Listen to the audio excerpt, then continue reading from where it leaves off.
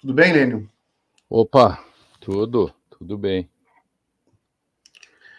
Lênio, eu vou começar aqui o nosso papo pedindo para o Guilherme colocar um trecho de uma entrevista que o Flávio Dino deu, em que ele fala sobre delação premiada. Aí a gente vai usar esse trecho para usar como um mote para a gente, né, comentar. Coloca aí, por favor, Gui. Um objeto ou um construto cultural, uma faca. Uma faca pode servir para você fazer um churrasco, que é bom, eu gosto, e a faca pode servir para cometer um crime. Então, o mesmo objeto pode ser para o bem, pode ser para o mal, depende de como você utiliza. Então, é o caso da delação premiada. Você pode usar corretamente, como nós estamos usando, com os cuidados técnicos, não há coação, não há chantagem, há respeito ao direito de defesa e há a prova de corroboração. Ou seja, ele disse, pegamos um táxi. A polícia vai lá e verifica que de fato ele pegou o táxi e aí produz a prova autônoma, documental, de que ele pegou o táxi. Então é muito diferente. Essa simetria, essa metáfora que fiz em relação à faca ou qualquer outro objeto dessa natureza, do machado, serve exatamente para compreender que a delação é positiva quando ela é bem feita, cuidadosa, nos termos da lei, e às vezes ela foi usada indevidamente. Essa é a diferença muito profunda entre o cumprimento da lei, que nós orientamos em relação às polícias, e o que houve em outros momentos da vida brasileira.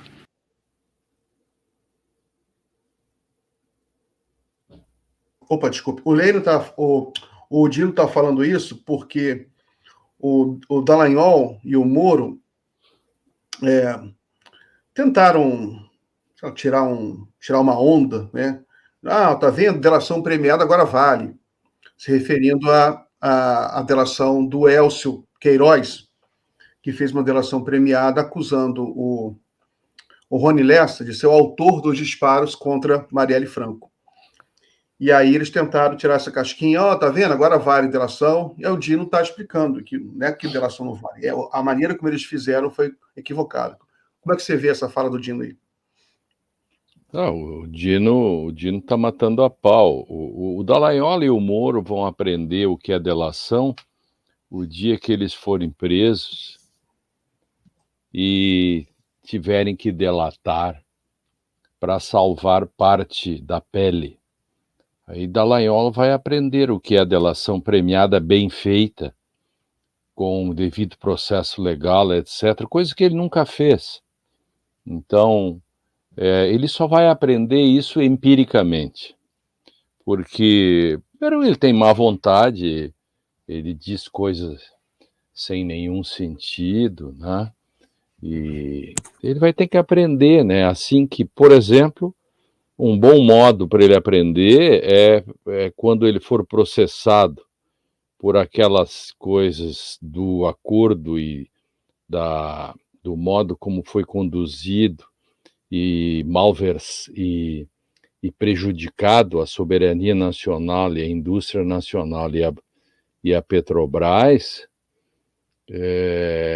isso está dentro da Operação Spoofing e outros, ele, uma vez contra a parede, ele vai pedir, por favor, eu quero delatar. Aí, finalmente, ele saberá o que é uma delação premiada, feita nos moldes da lei, coisa que ele e seus companheiros e o Moro nunca fizeram. Eles prendiam para delatar. O que está se fazendo agora é seguindo o protocolo. Muito simples. O Dino explicou muito bem, digamos no jargão popular, o Dino matou a pau.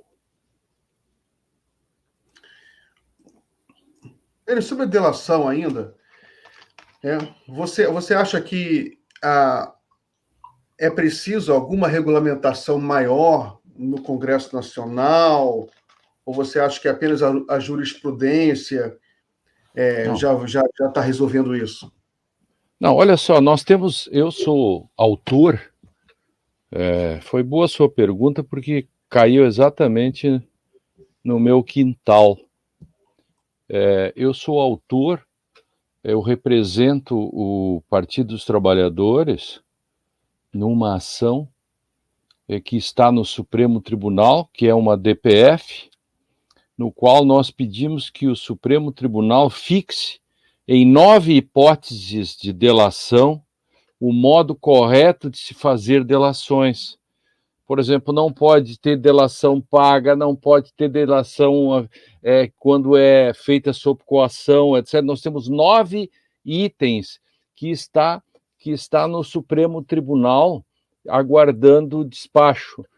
Eu e os advogados dessa ação são Lênio Streck, André Caran Trindade, Fabiano Silva e o nosso presidente dos Correios, na época, assinou isso, antes dele ser presidente dos Correios, e o Marco Aurélio de Carvalho.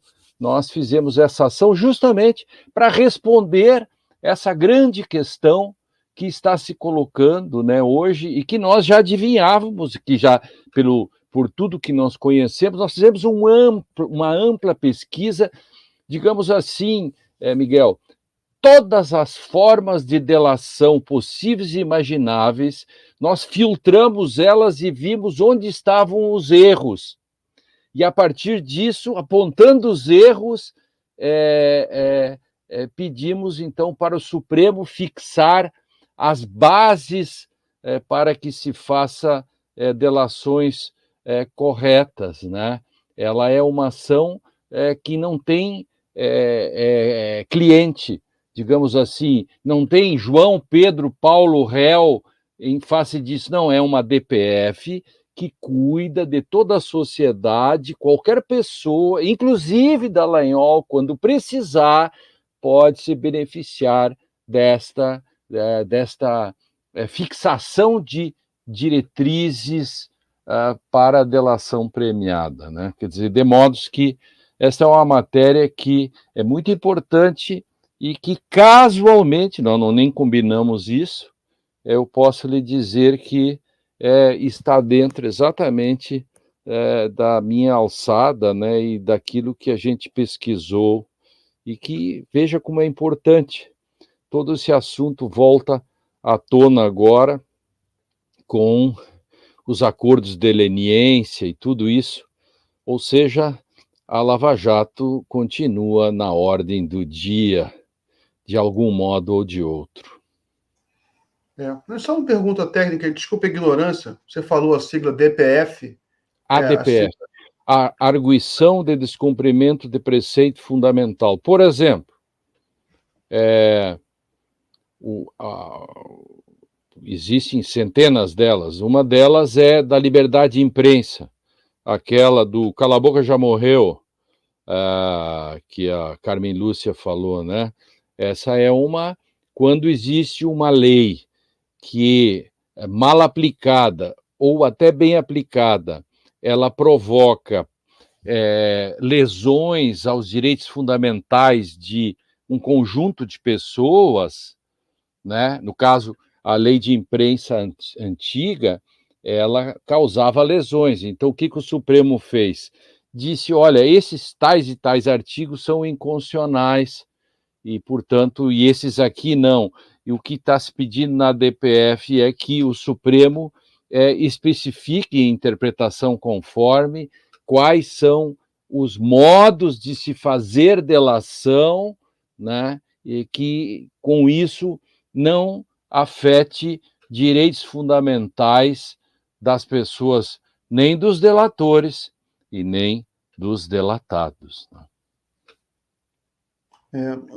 Helene, uma coisa que a gente percebe, que a delação, como ela foi implementada no Brasil de forma muito pouco cuidadosa, e ela sendo aplicada na política, aí eu queria a sua opinião, porque me parece, queria a sua opinião, não entendo muita coisa disso, mas que no caso da política, o universo da política é particularmente perigoso para você usar o Instituto da Delação Premiada, porque é um universo feito de lealdades e traições, né? É do próprio universo da política. Você é leal enquanto você é partidário daquele grupo, né? Você não é tão mais leal assim. Enfim, é um jogo de lealdade e traição que faz parte da natureza da política. Agora, quando você criminaliza isso, né? Ou quando você força a pessoa, ou você premia a pessoa por sua deslealdade, você mexe com a política e você destrói a política. Nesse debate, vocês pensaram nisso também? Sim, claro. Esse é todo cuidado nós tivemos. O que a gente está fazendo nessa ação é limpando a área, tirando todos esses aspectos do uso da delação como instrumento de vingança, como instrumento de traições, entendeu? Tudo isso foi longamente estudado para que ficasse, digamos, se a nossa ação for julgada procedente, você tenha certeza que essa sua preocupação não mais é necessária, porque exatamente pensando nos efeitos colaterais num país como o nosso, em que a delação acabou virando um instrumento para malandros, proxenetas, gente para ganhar dinheiro, ameaças, coações. Eu digo, olha, eu sei o que o Miguel fez e blá, blá, blá. Aí eu chego lá no Miguel, se eu vou te delatar, me paga tanto, entendeu? Isso aconteceu. Isso e outras coisas que aconteceram. O Ministério Público, por exemplo, dizer para um advogado muito famoso, para o qual eu advoguei, inclusive, que diz o seguinte: eu não quero esse advogado na delação, porque esse eu não faço nenhum acordo com ele. Aí, e o Ministério Público indicava os advogados que queria. Veja só onde nós chegamos. Isso aconteceu no Brasil há pouco tempo. Nossa memória tem que ser avivada a cada momento. Eu diria assim que os jornalistas brasileiros e a comunidade jurídica também, e a política, tinha que contratar um estagiário, cada um, isto é uma metáfora, que a cada 1 hora ele puxasse o casaco da gente e dizer: lembras-te do horror que fizeram na Lava Jato. Isso é que nem aqueles comandantes romanos, quando ganhavam as batalhas e botavam aquele troço na cabeça e saíam, né? E as pessoas gritavam: Ave César, ave comandante, etc.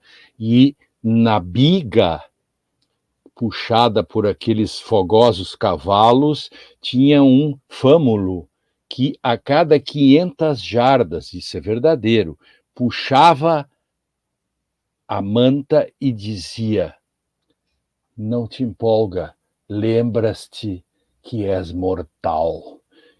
Quando a Raquel Dodge assumiu a Procuradoria-Geral, eu escrevi um texto dizendo: contrate um estagiário. A cada meia hora, na época eu disse a cada meia hora, eu vou deixar por 1 hora hoje, a cada meia hora o estagiário disse assim: doutora, não te esqueças da Constituição. Não deu certo, mas eu sugeri. Muito, muito bem lembrado essa... Agora, uma preocupação nossa também, Daniel, é se vai se repetir, né? A Lava Jato marcou a nossa geração. A Lava Jato foi uma das maiores tragédias que se abateu sobre o país nas últimas décadas, né? Ela atrasou o país em décadas, né? Só se você levantar, por exemplo, a quantidade de obras de infraestruturas, obras cuja necessidade para o desenvolvimento nacional era dramática, como a refinaria da Comperj aqui no Rio de Janeiro. Porto do Rio Grande, aqui no Rio Grande do Sul, Abreu e Lima, a própria Petrobras, as grandes empresas que foram quebradas. O que sobrou da Odebrecht? Exatamente, né?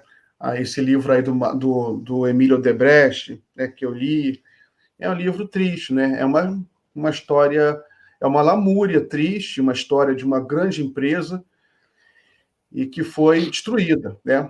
Agora, também não adianta a gente ficar se lamentando, a gente tem que reconstruir a partir dos escombros, né? Se a Europa conseguiu se reconstruir tão rapidamente depois da Segunda Guerra Mundial, a gente, por que a gente não vai conseguir Claro. depois do Lava Jato, né? Então vamos tentar reconstruir depois da nossa Segunda Guerra Mundial aqui, que foi a Lava Jato, né? E do ponto de vista jurídico, como você vê que a gente pode se precaver para que não se repita essa tragédia? Bom, do ponto de vista jurídico, muito mais, você precisa forjar nas instituições uma ideia do Estado democrático de direito devido processo legal. Porque as leis não resolvem as coisas. Deixa eu só reformular a pergunta, desculpe, a pergunta ficou um pouco incompleta. Do ponto de vista jurídico-político, né? Claro, sim. As leis não resolvem, né? Porque você não consegue resolver as coisas com um canetaço, né? Então você precisa ter uma análise estrutural, funcional, etc. Então, o que o Brasil precisa é também de uma reforma nas instituições, porque a Lava Jato ela existiu por dois fatores. Uma, pela conivência da grande mídia, porque era um projeto de poder, e a segunda, porque o Judiciário e o Ministério Público se apaixonaram pela Lava Jato e, com isso, passaram a distorcer o direito. Para quem não é da área jurídica, eu aviso, atenção, o direito não é assim. O direito é melhor do que isso. O povo todo aí que olha e acha que a comunidade jurídica digamos assim, é trapaceira ou algo assim, tipo Lava Jato, ou algo desse tipo. Não, isso só aconteceu por um problema que vamos levar muitos anos, é verdade, para corrigir. Mas nós temos que modificar no Brasil o imaginário jurídico, o ensino jurídico, os concursos públicos. Nós temos que aprender com a democracia. Os alemães cuidam muito da democracia. Eles têm lá aquilo que se chama de Wehrhafte democracia, que quer dizer o quê? A democracia deles lá, Wehrhafte, quer dizer democracia bem protegida. Aqui nós temos que ter o direito das pessoas bem protegidas para fugir de gente como Dallagnol e Moro. Entende? E, de novo, assim como a medicina não são os maus médicos, o direito não é Moro e Dallagnol e Lava Jato. Lênio, uma coisa que eu e todos nós acompanhamos, né, que foi uma coisa muito bonita, você sempre usava a expressão a luta epistemológica. Isso. Né, que era o que restava, né, para a gente, jornalistas, juristas, né, diante de um massacre, uma máquina que parecia ter uma força infinita, não restava a luta epistemológica, né, a luta Isso. no chão aqui do intelecto, mas escrevendo, publicando livros, né? Às vezes eu vejo o Bolsonaro, que agora ele fica chorando o dia inteiro, se lamuriando, né, contra decisões judiciais que está chegando nele. Ele está defendendo o Mauro Cid, defendendo os terroristas lá do Rio de Janeiro. Né? Aí eu fico pensando, por que ele não faz uma luta epistemológica, né? Está numa democracia, publica artigos, né? Os juristas deles publicam artigos defendendo o 8 de janeiro, defendendo que é válido quebrar o Supremo, que faz isso. Né? Por que eles não fazem isso? Claro, né? Isso. Durante todo esse período, né, o que a gente fez bastante, o que nos restava, obviamente, né, é o que eu chamo, né, no meu dicionário de hermenêutica, que é o único dicionário de hermenêutica. Não permitamos você usar essa expressão. Isso, então eu usava o constrangimento epistemológico, a luta epistemológica, o constrangimento, que é o modo, por exemplo, e aí o exemplo é candente, Miguel. Há um livro alemão chamado die unbegrenzte Auslegung, que quer dizer uma interpretação não limitada. Eu prefiro a tradução não constrangida. E ele mostra o seguinte, e olha, veja o que ele escreve, é o autor mais premiado da Alemanha nos últimos anos. Ele tem lá, é bem velhinho já. Ele faz uma análise do nazismo. Como é que o nazismo foi se instalando na Alemanha? Ele diz, o nazismo se instala na Alemanha, vai crescendo por falta de constrangimentos, por falta de limitações. E aqui não faltou. Nós vencemos, os democratas vencemos, porque aqui não faltou aquilo que faltou para os alemães. Isso dá para dizer hoje com muito orgulho. Muito orgulho. Aqui não faltou esta luta epistemológica, né? E que faltou lá. Tanto é que o livro dele é um livro, só para ter uma ideia, é um livro de 600 páginas quase, que é esse aqui, que é uma interpretação não constrangida ou não limitada, que mostra as agruras de lá e como que aconteceu isso. E aqui, no Brasil, nós podemos dizer, e eu, modéstia às favas, estive todos os dias nessa luta durante anos, nunca ninguém escreveu tanto sobre o mesmo tema como eu fiz, e posso dizer que acho que ajudei nessa nossa vitória da democracia contra o mau direito, contra o uso político, lawfare, que é o uso político do direito contra os inimigos, essas coisas todas. E que hoje nós convivemos, veja, vivendo em democracia plena hoje. Isso, sem os sobressaltos, né? A cada dia uma ameaça de golpe.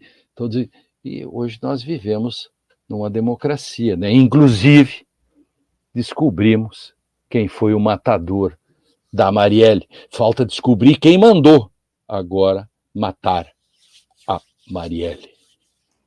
Pois é.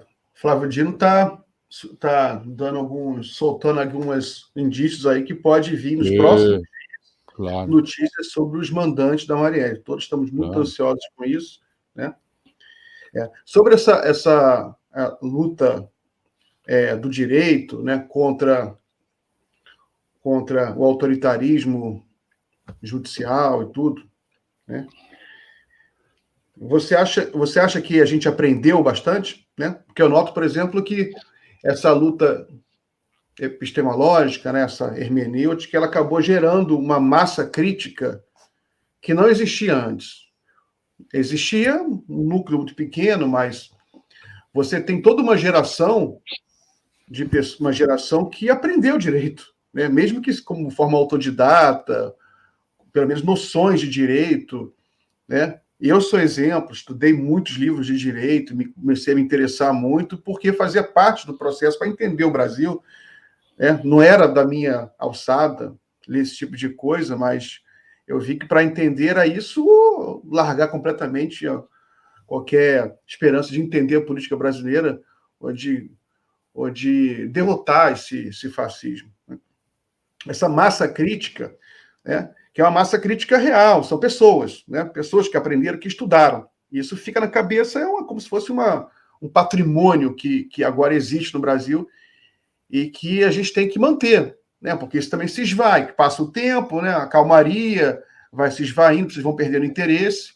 Né? Como é que a gente faz para manter a atenção das pessoas nessa questão que é importante, porque a gente não mudou estruturalmente ainda, pelo jeito não mudou nada. O que mudou foi a cultura política. Né? Mudou, a gente tem uma cultura política atenta, vigilante no momento. Mas como é que a gente segura isso para a gente não perder isso ao longo do tempo?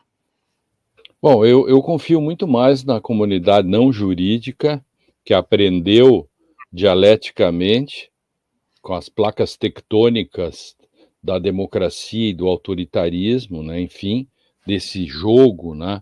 De sístoles e diástoles, né? movimenta o coração e tal.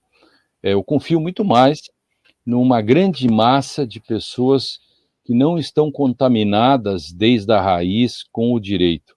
Há uma massa enorme da comunidade jurídica que é uma geração perdida. Totalmente perdida. É mais ou menos como os médicos negacionistas. Você não tem como recuperar os médicos negacionistas. Assim você também. Existe o negacionismo no direito, o negacionismo da Constituição. Então, é muito difícil. Eu confio mais e conto muito mais com o entorno, né, do direito, né, o entorno, os jornalistas críticos, blogs, etc., pessoas, alguns engenheiros, médicos e outros que me seguem, que me acompanham, que discutem, que como você, Miguel, que não é da área, captou toda essa questão, e eu confio mais nisso porque não tem os olhos do velho. Quem tem os olhos do velho não enxerga o novo só se enxerga com os olhos do novo. E quem está contaminado pelos olhos do velho é muito difícil. Por isso que a luta, isso não é um jargão, a luta continua. Nós vencemos apenas, e estamos numa democracia plena, mas vencemos apenas uma parte. Nós temos ainda uma prestação de contas, uma accountability a ser feita, né? Nós temos que punir, nós temos que ter condições para chegar e fazer como no filme 1985 do Darim. Aquela pausa dramática do cinema, né? Pensa na tela, a pausa dramática, o promotor falando depois de sua peroração, ele faz a pausa dramática e diz, mudando o olhar, mudando de câmeras, nunca mais. Se nós conseguirmos fazer isso, nós vencemos. Por enquanto, nós ganhamos o primeiro tempo. Tem todo o segundo tempo para jogar. Então, para ganhar, a gente tem que fazer uns filmes, lançar livros. Claro. A luta continua nesse sentido. Essa é a luta epistemológica, essa é a luta que nós fizemos tanto e que hoje ela está meio parada, porque você sabe que a gente, nós somos darwinianos, assim, né? As espécies se adaptam. Se o meio ambiente não tem predadores, o sujeito fica folgadão. Entendeu? Fica folgadão. Então, eu sou o sujeito que não folgo. Eu conheço o cego dormindo e o rengo sentado, né? Eu não sei se pode falar essas coisas hoje em dia ainda por causa das palavras, né? Porque a pessoa mas está no imaginário popular e não vou ser cancelado. O cara fulano falou, mas as pessoas sabem o que eu quero dizer. Então, a toda a experiência nossa, a gente não pode descansar. A democracia é a eterna vigilância, né? E é como um ecossistema. Você pode não estar vendo o predador, mas tem. Não existe espécie que não tenha o seu predador. Tem os mais fortes que o elefante, que é muito mais tranquilo. Agora, em compensação, o guaxinim está lascado, né? Exatamente. Pessoal, eu vou fazer um pedido aqui para vocês deixarem mais umas colaborações, uns superchats, para a gente ficar mais feliz aqui, tá bom? Tem um comentário aqui de um bolsonarista. Eu vou colocar aqui só porque eu achei interessante, para você ver o grau de déficit cognitivo com o qual a gente tem que lutar. Aqui, ó. Nem o Debrecht direito ele sabe escrever. Moisés Fernandes. Odebrecht e CIA, nem escreveu direito o Debrecht, merecem quebrar. Uma empresa com 200 mil trabalhadores. Né? Mereceram quebrar, pois faziam parte do oligopólio do Luiz Inácio. O Odebrecht fazia parte do aquele traficante de influências que só fazia infra em ditaduras socialistas. Né? Eu achei que é quase um poema bolsonarista, né? Um haikai que reflete o pensamento dele. Sabe o que é isso, Miguel? Vou aproveitar aqui e homenagear o Milan Kundera. Milan Kundera, que morreu com 94 anos, um escritor, filósofo, poeta, enfim, crítico de arte. E ele tem o melhor conceito sobre kitsch. Kitsch é uma espécie assim de movimento que ocorre na Alemanha depois do romantismo, enfim, que é uma espécie assim de reciclagem do lixo ou perfumar o lixo, né? Então, essas coisas que se ouve assim, elas são uma espécie de perfumaria sobre o lixo, é o kitsch. Kitsch são coisas assim que você só explica a partir de uma estética. Veja que nem para escrever as pessoas, porque tem que ter uma certa estética na própria crítica, né? Acho que até palavrões têm que ser ditos com uma certa elegância, né? Então, veja que a extrema-direita brasileira é kitsch, ela é estética. Isso transparece nas palavras, nas coisas, nos gestos, nos palavrões, nos aeroportos, nos xingamentos, nas redes sociais. Isso é o que se chama kitsch. Para quem quer entender melhor isso, dá um Google, que tem vários textos sobre o Milan Kundera, e que em 78 disse: um dia nós acordaremos e o desastre estará posto. Todas as pessoas se transformaram em escritores. As redes sociais fizeram isso, transformaram todo mundo em escritores e que não tem filtro nenhum, né? E perdeu-se o pudor, o mínimo pudor dos filtros científicos, né? Pois é, me lembrou a história do Morandi. Tem um pintor italiano, pintor de natureza morta, muito bom, chamado Morandi, Giorgio Morandi. Ele era um cara muito calmo, um cara não era muito político. Aí veio o fascismo, aí chamaram ele para uma exposição, ele foi uma exposição fascista. Ele viu aquelas mulheres, homens musculosos, né? Aquela estética fascista. Aí depois perguntaram para ele, um amigo perguntou para ele, né, de forma privada, o que ele tinha achado. Aí ele responde que ele não via muito futuro no fascismo por conta daquele tipo de pintura. Né? É bem emblemático isso.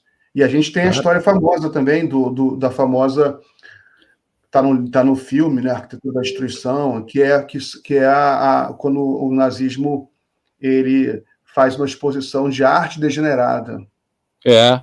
Arte nazista e arte degenerada. Ironicamente, as filas se formaram para ver arte degenerada, que só tinha coisa boa. Eram os especialistas alemães, e a arte nazista era só porcaria nazista, né? Claro. E o nazismo não durou. O Picasso, quando a polícia, os nazistas vão atrás do Picasso, né? Porque os nazistas estavam na aliança com o Franco, na Guerra Civil Espanhola, né? E aí eles olham Guernica e dizem, o comandante pergunta para eles: você pintou, você fez isso? E ele disse: eu não, foram vocês, eu só pintei. Genial, né? É isso. É isso aí, Lênio. Vamos caminhando para o final aqui. Muito obrigado pela conversa. Volte sempre, né? E a luta continua. É isso aí. Claro. Sem dúvida nenhuma, sem dúvida nenhuma. A luta continua. Um grande abraço, nos encontramos por aí. É isso aí.